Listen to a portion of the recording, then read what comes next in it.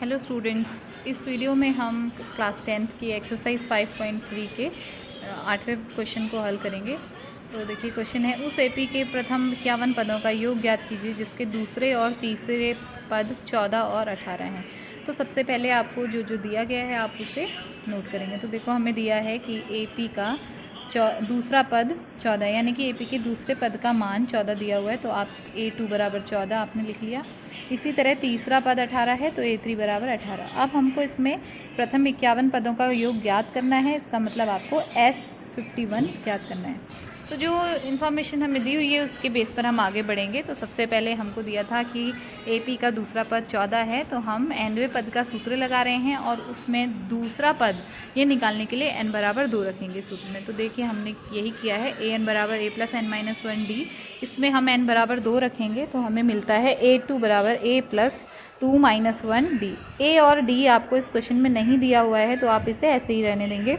तो इस तरह से आपको एक समीकरण मिलती है कि a प्लस डी बराबर 14 या a plus D equals to 14। अब आपको जो दूसरी इन्फॉर्मेशन दी हुई थी उस पर आगे बढ़ते हैं। हमको दिया था A3 बराबर 18, यानी कि तीसरे पद का मान 18 है, तो आपने nवें पद का फॉर्मूला लगाना है, an is equals to a plus n minus 1d। अब आप इसमें n बराबर 3 रख देंगे तो आपको मिलेगा A3 equals to a plus 3 minus 1d। A और डी आपको मालूम नहीं है तो इसको आप ऐसे ही रहने देंगे, तो आपको मिलेगी एक समीकरण a plus 2d equals to 18 या a धन 2d बराबर 18।